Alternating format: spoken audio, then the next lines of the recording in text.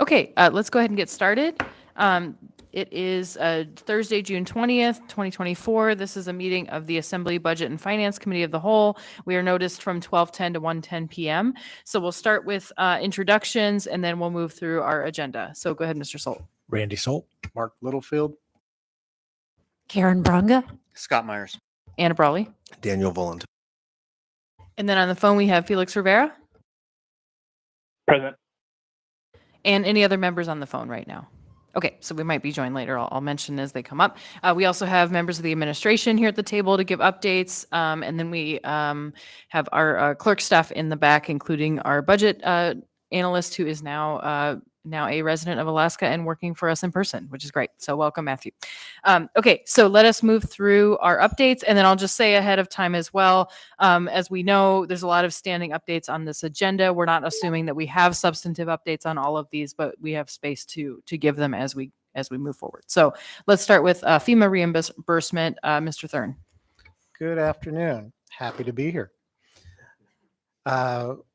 Just to kind of give an overlay of the meeting today, I know we normally go into a lot of detail, but many, if not all, the finance departments are focused on one thing, which is to get the 22 Act for out.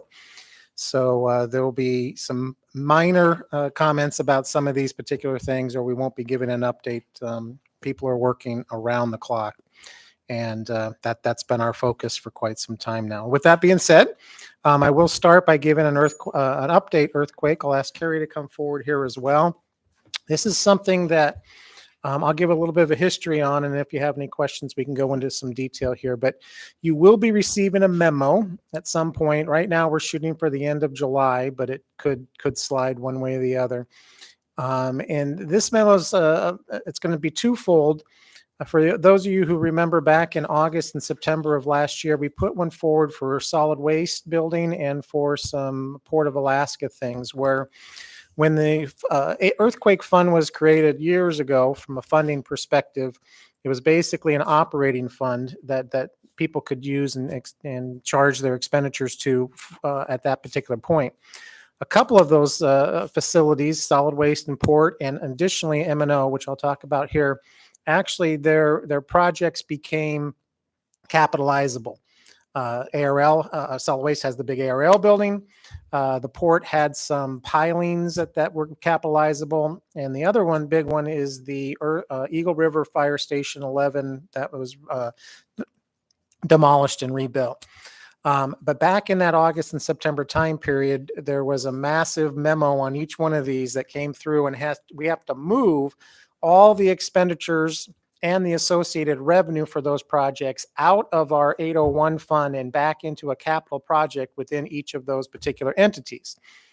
And we did that for solid waste and port at that point in time. And I think I said, that was our focus, and we were going to have to revisit coming back and doing the same thing with that Eagle River Fire Station. So one part of this memo is going to be doing that, where it's going to be moving any revenue and expenditures from the 801 fund into a capitalizable project for under M&O for that. So that hanger outer is finally coming through, and we're getting ready to be able to put that in the memo, and that just requires your approval to be able to do that. So that's half the memo. The other half of the memo is going to be, which is why we'll talk about it today, when the original earthquake was put forth, the municipality the assembly approved a certain amount of money for the MOA and a certain amount of money for the utilities, which at that point was MLP and AWU. So we're not going to talk about that.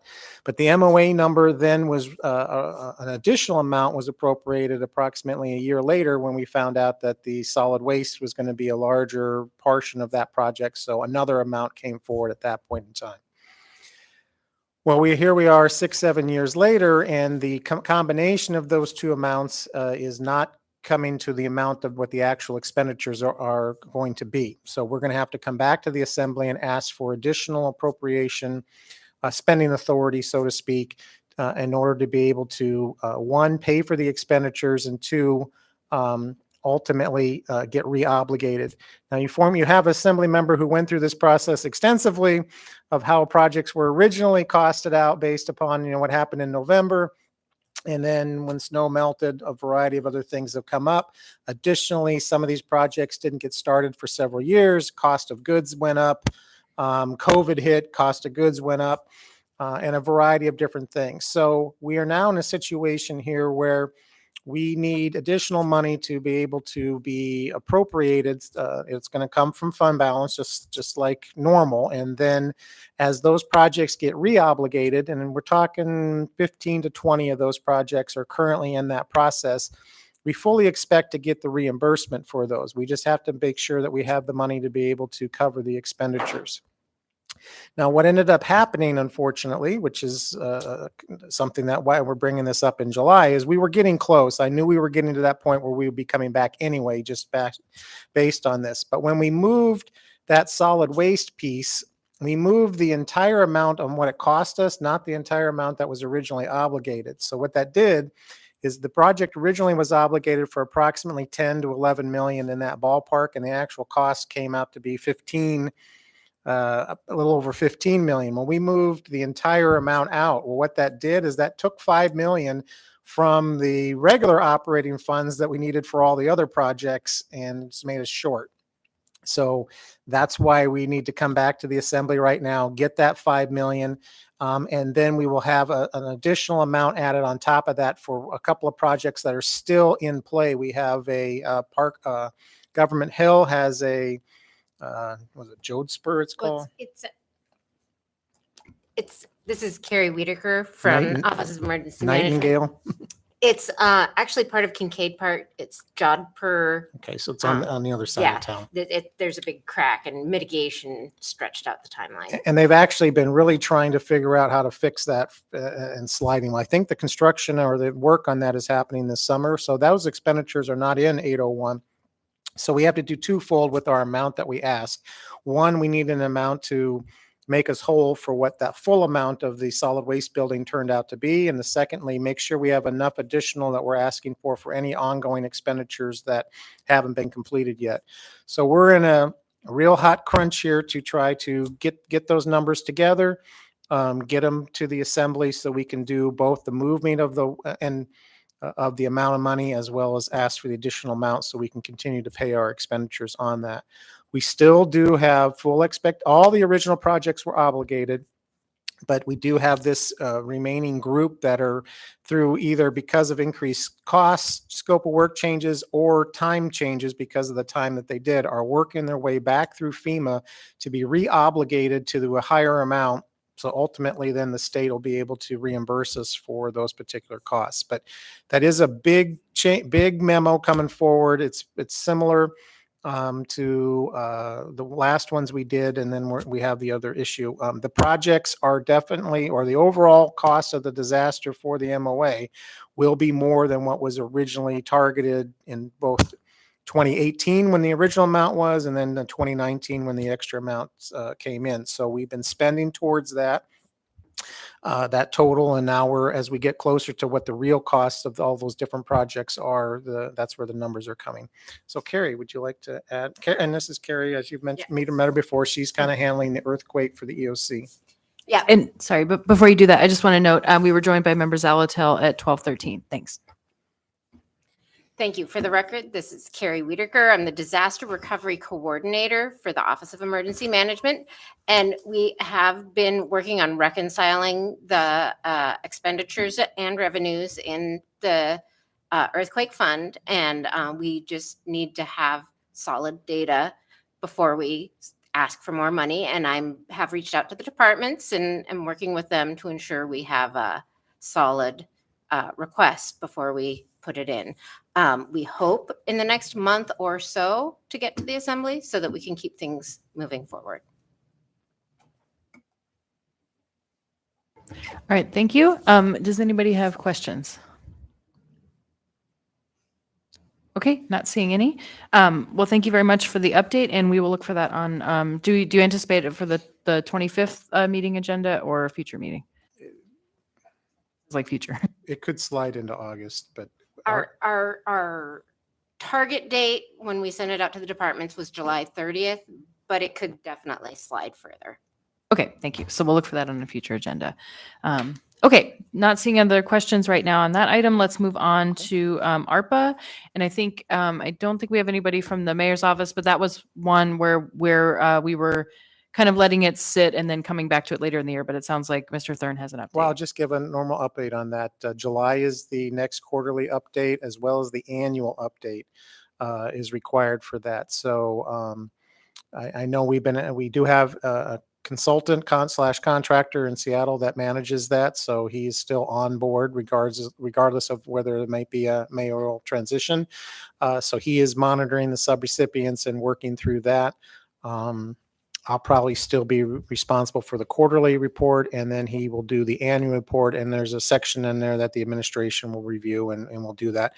Historically, that annual report does get put out onto the MOA's website, possibly the assembly area as well, but I know it gets out there for the public to be able to see. So we are continuing to go towards the goal that at the end of the year, all projects have to be obligated. And I think we're on track to be able to do that through the process. And I know they've been looking at ensuring that all that's left to be spent is the municipal portion that was left of the original allotments to all of those. And if they're not going to do that, I think they're going to be coming forward with any reappropriational type things from you.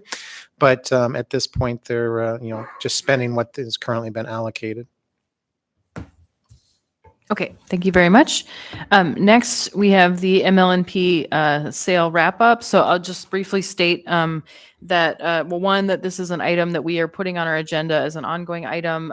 We were briefed last month and previously about some of the issues or cleanup that needs to happen. And then I'll just note that we have a handout. I think we provided this last time too, but we took the draft off of it this time. And it really is as far as we know, the list of items that needs to be addressed. So I'll note that we had a work session on the Alaska Center for Treatment, number one. And a lot of these are really accounting issues that are not, directly the purview of the assembly, but we want to make sure that they happen and that we act, to the extent that we need to on these items.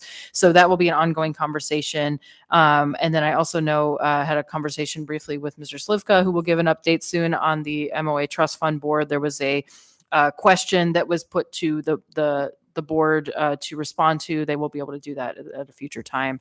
But with that, I'll just see if there's any comment or update from Mr. Thurn on this one. Yeah, I'd make one on this one. I mean, you have Mr. Falsey and Mrs. Went Pearson coming back, and both of those were the primary lawyers on the sale. So I do think that some of these questions and interpretation issues that might come up through the discussions as we move forward here we'll be able to have the people who actually wrote the documents and were a part of that. So I'm hoping that some of those areas can be looked into further, maybe in July, to see if the concerns that were brought up over the last few months are legitimate, and then identify the path forward on those individual topics. But I think having them as resources is certainly going to help going forward. Okay, thank you. Any questions or comments on MLNP right now? Okay, not seeing any. So yeah, I think that's one where, as we said, there's multiple issues, and we will make sure that the assembly stays briefed on these items. And then I think as we get probably closer to the wrap up and solving some of these issues, I think then we can work through work through some of that detail. So let's move on then to new business. So we have update from the Budget Advisory Commission. I don't know if Mr. Harvey is on the line. Okay. Yeah. So I will follow up with him because I know with change of chair, he may not be aware unless. No, he's not the one walking in. So just a report, I did attend the meeting of the Budget Advisory Commission last week, and Mr. Harvey is the new chair. I think Mr. Clauda, the outgoing chair, reported that at our last meeting. And so I was not able to stay for the whole meeting, but I did request or suggest that the Budget Advisory Commission tune into a lot of these conversations we're having around budget, taxes, et cetera. I flagged, for example, we're working on alcohol tax planning or strategy, looking at the uses for the marijuana tax. There is the AEDC, the Anchorage Economic Development Corporation, has a proposal for sales tax. So made sure that they were aware of that group's efforts and can engage. So anyway, so hopefully they will have a robust conversation. And of course, their role is advisory. So looking forward to hearing from them. So with that, let's move on to the next item, the MOA Trust Fund Board. And I know we have Mr. Thurn as well as the board chair, Mr. Slivka. So whoever would like to start, please go forward. Through the chair, this is Alex Slivka, current board chair of the MOA Trust. I just wanted a couple of brief updates. We have submitted per code the annual letter, which I think was on one of your more recent assembly agendas. We are required to give that by June 30th. It basically says that the performance for last year was in line with the benchmark.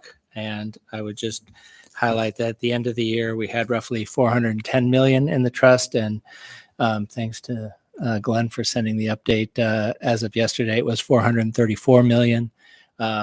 We have a dividend payment policy as part of the code. We distribute a dividend to the contribute to the budget, and we raised that money a month ago, and it's been sitting in the money market fund, and so that money will be distributed, I believe, before the end of June.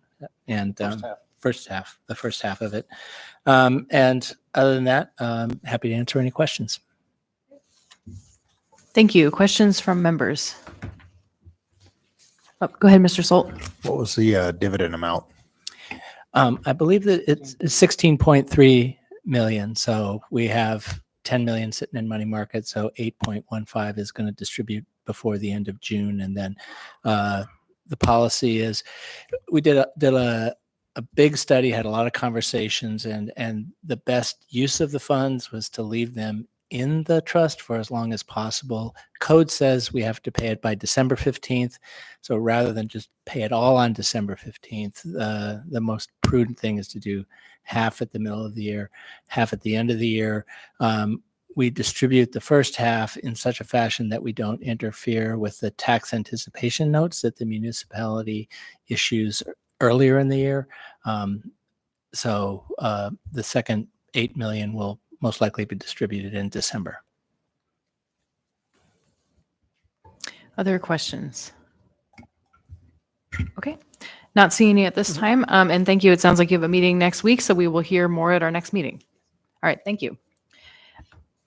So then moving on, update on budget. I know we do not currently have our OMB director here. I don't know if Mr. Thurn, you have updates. Otherwise, we can move on from this Yeah, I item. think we will look to get back on track with budget to actual information in the month of July when we get through this current situation with the 22 Act. For Sharon has been working 15-hour days, 7 days a week since January. So at this particular point, that's what her focus has been on, and we'll get back to showing where we are next month, so you guys can kind of see how the budgets are running compared to this year. I would hope that we're probably running pretty good in most areas, just because I don't think we're up to fully staffed in many departments, and I'm sure we're still experiencing some of those particular benefits from that. Okay, any questions on that? Okay, not seeing any. Then we will move on. Next item, MOA financial status. So we have Mr. Thurn, but we also have Mr. Cipriano, our treasurer, if you can give your update. Thank you. I'm gonna make one comment here first from Glenn. Are you going over the report right now? I will, yes. So did you submit that to the clerk's office in I did. time? Okay, so do you all have a copy of that? I We did. have a hard copy here at the table if you'd like me Okay. to I distribute. just want to make sure everybody's got a, Yeah, actually, so our staff can distribute, and then if we can just get that posted online and emailed to members if it hasn't been just- already. before you Thanks. go over, before you start, I want to make sure they have it, because a lot of times there's some specific questions. Yeah, thanks. So that's being passed out in the room right now and then can make its way to other members. So if you want to go ahead, Mr. Cipriano. Okay. Thank you, Madam Chair. So the report we prepared for you is the revenue summary highlights, and our data is drawn from what's in SAP as of June 17th, unless it's otherwise noted. So we are currently 24 weeks into the year. So the number you should look at in the third column on the report in front of you, the 2024 year-to-date realization, is about 45%. If you see 45% there, you know that we're pretty much online for what our first revenue estimate is after our first quarter changes to the report. So let's begin. Meaningful data starts on page 4. Again, there's usually a delay, sometimes as much as 30, 45 days from actual cash receipt until the figures appear in the SAP system. So meaningful numbers, again, start on page 4. Let's look at tobacco tax. You can see that we have 9.27 million received year to date versus our budget revised number of 1905. So at 48%, we're a little bit ahead of where we anticipated the year will end up for tobacco. We're slightly under for motor fuel excise tax. Usually we have a big boost in the June, July area. So that number is looking on budget as well. Auto registrations lagging just a little bit. We're ahead of what our budget number is for the year on the marijuana revenue estimation. We picked up 2 more retail distributors over the last 2 months. So currently marijuana is at 61% of what we thought the budget would be for revenues in 2024. So a little bit ahead of schedule. If you drop down further, APD counter fines are kind of lagging just a little bit. And if you flip over to page 5, the building safety fund is right on schedule, and alcohol retail sales look to be right on schedule as well. There's a little seasonal pop in there in June, July. So we're optimistic about that revenue stream, that we should be right on budget. A couple other highlights I have for you. We reach out to our hotels, and their report is on page 3. And they report quarterly, but we do touch base with them every other month and get what taxable rents are. And they voluntarily share this data. So year to date, we are up a little more than 10% year over year. So that record year that we had last year is continuing. The momentum is still there. We have for the year budgeted 45.5 million. Based on, this is a very preliminary estimate, based on what we're seeing coming out of the individual hotels, we should be right about at that 45 million plus area. So another very, very strong year for hotel revenues. And we believe rental vehicle tax, which tracks that similarly, will be right on track too. So that's a very brief report. Again, data starts to be meaningful when we get into the third quarter. But I'd be happy to answer any questions that the members might have. Yeah, any questions from members? Okay, not seeing any right now. I do have a question. Oh, Mr. Rollins, did you have one? Yeah, go ahead, then I'll ask mine. Delayed response. So I brought this up in our, not to sound like a broken record or like I have a one-track mind, but in our previous committee meeting, excuse me, today, I brought up the inventory tax as relates to manufacturing businesses and et cetera. So I think it might be helpful for me to have, when we look at the real property tax, have that broken out.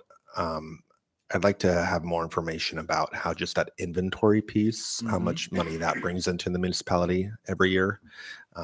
Because I think that I might be interested in exploring options for that. Thank you. Okay, we can certainly look into that. I don't know what detail we have, but I'll follow up. Yeah, thanks. And I think that might also be an opportunity to look at maybe a little bit more detailed breakdown report of property tax generally, and not to add to the workload, right? But I think there's there might be some interesting, residential, commercial, et cetera. And I know the assessor produces that, so maybe there's a way to capitalize on what we already have. And then, because I know this is really a high level snapshot. But I agree that that is a good suggestion. I have one comment and then a question. First on municipal assistance, and I know we're still waiting to see what happens with the FY25 budget, so we're not going to know right away. But I just want to note that I know our budget assumption in here was 400,000 or so. That was based on the governor's version of the budget that was submitted in early in session. But we do know right now the fund is fully capitalized, so I just want to flag that our assumption in the revised budget is larger than that.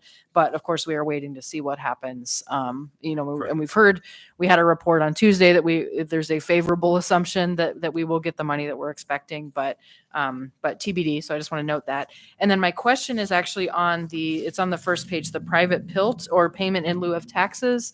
And so for folks that were watching our meeting last Tuesday, we did have a PILT check submitted from the UU Church, the Unitarian Universalist Church. So I would assume that's what falls in here, but I wonder if you could speak to, are these really kind of the larger budgeted ones? Or would that include something like the small amount that the church gave as well? And then my other question on that is, I know at least one individual who feels so they are not obligated to pay taxes because of the various residential exemptions they get, but they feel a moral obligation to come in anyway and give a check voluntarily. I don't know how many of those folks are, but I just wonder, would someone like that, an individual who's paying extra that is not obligated property taxes, but coming in and giving that check, would that also show up in private PILT? I'll have to review that for you. The 2.1 million you see is from the Aurora base housing. Is that correct? We have our supervisor, Paula Reiswig is here, our supervisor of revenue. As for where those checks go to of people who feel compelled to, I've got to check into that for you. Which you got one from we my did, hand on yes. Wednesday, so Mhm. I didn't keep it. I gave it Yes, yes. So I'll have to get back to you on that. Thanks. And I guess my question then is the PILT, is there any obligation? Because I see it also has Chugach Electric, or is that all purely voluntary, no matter who it is? In my understanding, it's a payment in lieu of taxes, so it is not voluntary. Thanks. So it's more of an agreed upon negotiated, arrangement. yes. Okay. All right. Thank you. Other questions? Okay. And folks on the phone, please speak up as Could well. I ask Glenn just to speak about how property tax collection is going on, any date changes that the assembly should be aware of and everything? Because we're right in the middle right now of our Right. busy season. Yeah, thanks. And I know that was something we talked about last month. And just to preface as well, thanks so much. I know Assembly Legislative Services and leadership worked closely with the Treasury Department to work out the kinks, make sure that we're good. We see the sign outside that says property tax ? Making sure folks know where to go. So thank you again for that collaboration. And yes, please give an update on where you are. Sure. So far, so good. We are seeing a good flow of people up to the third floor. When these bills were sent to our print vendor, we were originally told that they were very confident they could get these out all on the 31st of May. That didn't happen. The file was very large and we had a few changes, as you know. So I have the statistics that roughly a third of them went out on 5/31. 2/3 were in the mail, postmarked on 6/4, and then the final 20,000 went out on the 4th of June. So a couple days later than we had anticipated. The printer had a little more trouble with the file than he had anticipated. But so far, so good. A good flow of people is going through the third floor. We had some minor issues. One of them was to do with the perforations on the individual coupons. Some of them came through without those. So we have extra staff upstairs kind of processing those. But that's the only real criticism or issue I've heard to date. Yes. I was going to say, I appreciate that because I did have some complaints that money had been taken out of their escrow account, yet they hadn't received their notice yet. So Right. thanks for that. And if I can add to that, because of that, I don't know if it's code or what we do normally is we give a 7-day grace period at the end of the time period. We're going to do an 11-day To the 11th. to the of July. 11th That to works the out, 11th. So we're going to, because of the slight delay in the vendor getting it out, we'll give an extra 3 or 4 days on the back end for people to get their payments in without having penalties and interest on them. We normally don't, and that's not something we broadcast because they're supposed to still all be done by June 30th, but that is a historical thing. But because of the 3 or 4 day thing, we're going to add even 3 or 4 days on the backside so that we're consistent with the amount of time that people normally have. I would hope that people still are focused on the June 30th date, but just know I'm going to administer from the penalty and interest standpoint. I'm going to add 3 or 4 extra days on there to make sure that for those that may not have gotten it on time. for those who wait to the last second before they come. Right. And I we believe- did, go ahead. and one other, we Sorry. did have the elevators have been shut down for several months because of security reasons. For this month, we did open them up, and people are able to go in there without that. And we'll do the same thing in August as well. And finally, the code language is 30 days from the receipt of the bill. So that brings us out to the 11th of July, if you had the 7-day grace period. Okay, perfect. Thank you. Mr. Myers? I, just for the record, still have not got mine. And I have whatever the mail's called that emails you a copy of your mail when it's in your PO box. So I don't know. Normally I have it first week of June. Okay, be happy to follow up on that. We will ensure you get your bill. So we'll check into that. If not, you still owe. Okay, any other questions? Oh, Ms. Bronga, sorry. I had a question. A constituent of mine is in the midst of a sale of her home, and she has the tax bill. That's probably something we could handle online, but offline. But maybe someone else wants to know: does she pay it, and then the new seller pays the other half of the tax, or It depends does she on hold her. off? And Yeah, it would probably depend on our closing date. okay, And if the title company or there's a third party involved, they should be able to, kind of help her through that process as to who owes what for when. But we'd be more than happy to get involved. great, thanks. Yep, I see we have Muni Attorney Mr. Bowman who also wants to weigh in. So go ahead, Mr. Bowman. Thank you through the chair to Assemblyperson Bronga. That's the kind of thing that's often handled in closing documents: who pays the taxes, when, what, and what proportion. So if she's got the question, I would encourage her to talk to her real estate agent. If she's doing her own sale, that's when we would probably step in and help figure that out. Thanks very much. Okay, other tax questions? Okay, I think that is it. So thank you again for the report. And yeah, if anybody listening also has not gotten their tax bill, it sounds like reach out to the municipality as soon as possible, to the Treasury Department. Okay, so then that brings us to, we don't have any identified items of other business, but I will point us to number 5. Often this is an item we don't spend a lot of time on. We've got our legislative priorities. That's, we'll come back to that later in the year, but I want to note that we made one small change, which is we changed 2024 to 2025 in the budget items.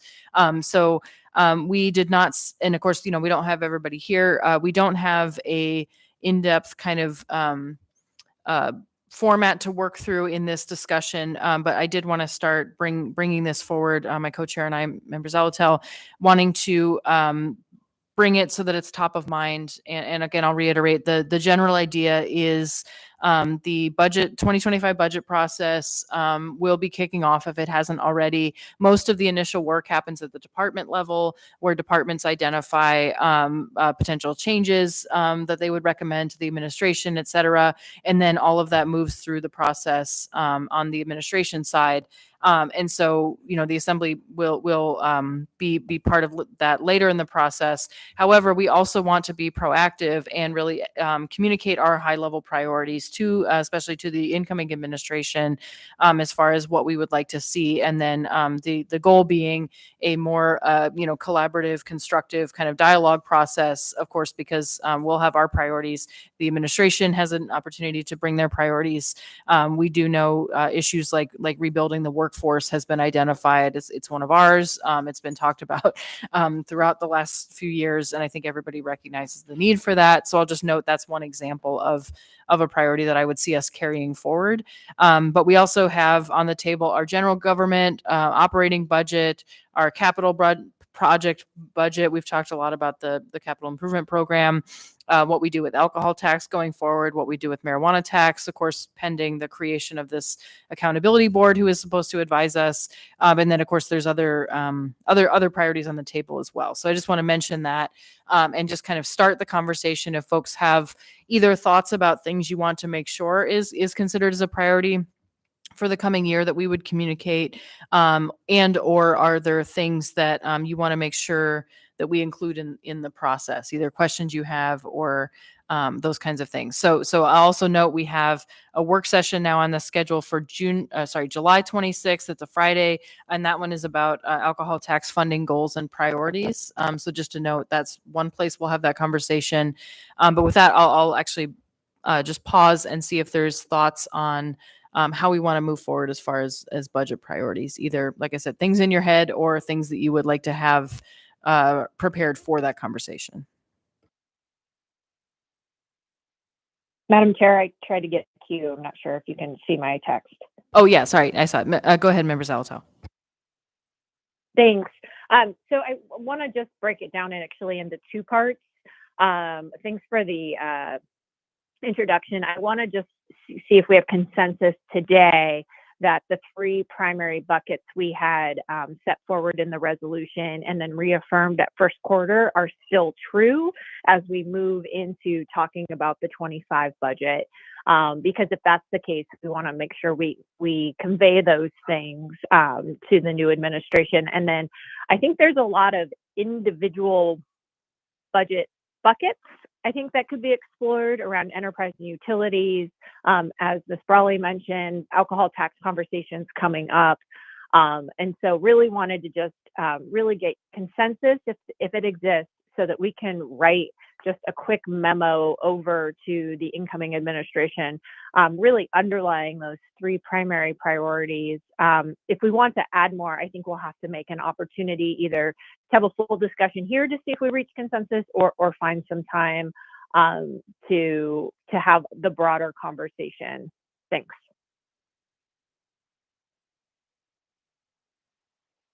Yeah, thanks. Other thoughts on budget?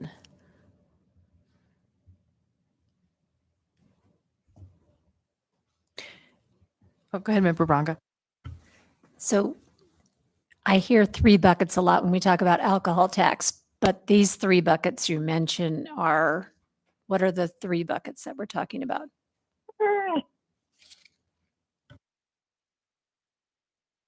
Yeah, sorry, I'm going back and trying to find our resolution from last year. And Member Zalta, I don't know if you want to speak to those if you have them. Yep, go ahead. Yeah. So broadly, they were municipal workforce recruitment and retention. So it was an internal priority. An external priority was housing, and then snow. Those were the three primary we called out, and then we reinforced that 1-2 with our budget amendments. I appreciate that. Yeah, thanks. And I'll just note, it was AR 2023-304. That was our, and we passed that, I think, in September. So again, the goal is to be a little bit sooner than that, but also make sure that we're capturing new priorities or emerging priorities. So I'll read them off really briefly. We said ensure adequate funding for core municipal services, including winter maintenance, snow plowing of roads, public transit locations, and sidewalks. Member Zalto mentioned snow, public safety and emergency services, fiscal responsibility, efficient use of resources, more of a general principle. She mentioned workforce, recruitment and retention of employees, maintaining a high level service across all departments. And then specific was public access to assembly meetings, which I think is something we took care of in 2024. Still important, right? But that's the kind of thing that we can decide if we need to bring it forward. And then I believe, yeah, she mentioned housing, and then there's a few other pieces in there. So I'll just note there are more specifics in there that we may or may not need to carry forward. But if there are other things on your mind to bring up, I guess, but just to bring it back to Member Zalatel's question, do we have consensus, at least the folks who are participating right now, that those are our priorities? So again, workforce recruitment and retention, dealing with housing issues and related pieces to that, and then snow plowing and winter maintenance. I'm seeing some nods. I don't know if anybody has additional comments on that. Okay, and then at this point, is there anything on your minds that should be elevated to that level that is not on the list already? And that's something to think about now, but also to think about going forward. Sure thing. If I could just add a comment here, just since I know one of those is and near and dear to my heart is recruitment and retention of employees. One thing that I've been made aware of, I assume it's across all of the state employees, is that I guess through this legislative session that there's a 5% salary schedule increase, and then a week later, a 3.8% CPI increase for state employees. So an 8.8% increase for state employees and, is a pretty significant increase. And I would think that throughout the municipality, we would be competing in many positions similar to that. So, we've been behind for quite some time, and I've been made aware of these increases happening here in a week, and I would imagine that that's going to have an impact on us and a variety of other things. So if you hadn't heard it, I thought I'd just throw that out there.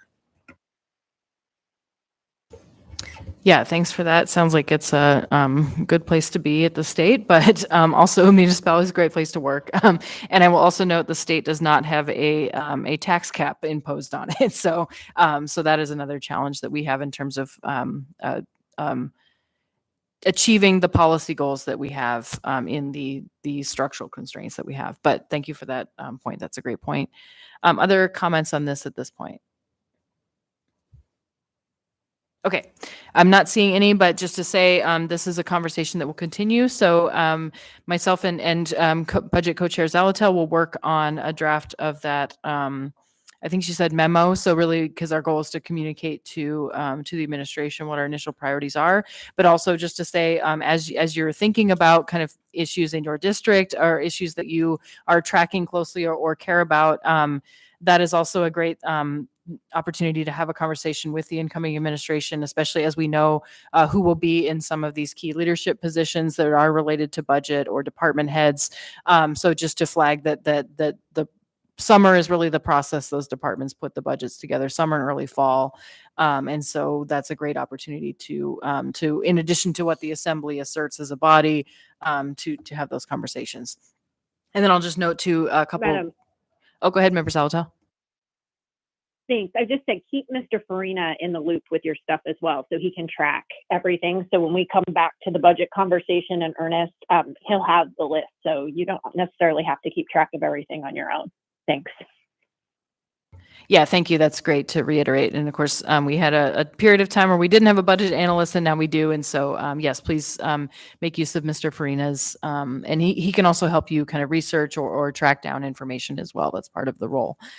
So I'll just note a couple key deadlines for folks to be aware of in terms of the budget process. There's the internal work that happens on the budget, but the two of the important deadlines are September. It's around September 1st, the 120-day memo. That is the initial, the administration puts out kind of an estimate of revenue projections, priorities, and really that's the first cut at the high level policy expressions about the budget. And then of course the draft budget has to be published around October 1st. And that's when we'll get our full budget packet and all the books, and then we'll move forward from there. So that's why we are focused on having the high level conversation this summer. So look for more information about future conversations around that. And is there any other business for the committee? Go ahead, Member Branca.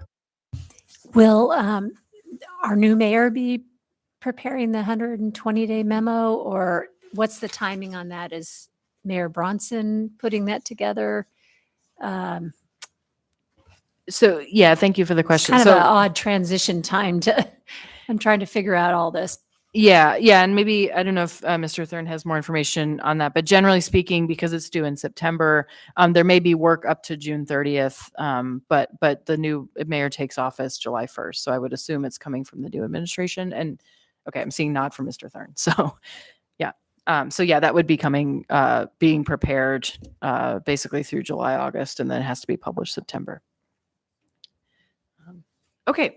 Well, I did not hear any other business from the committee. So thank you again for being here, and we will be adjourned.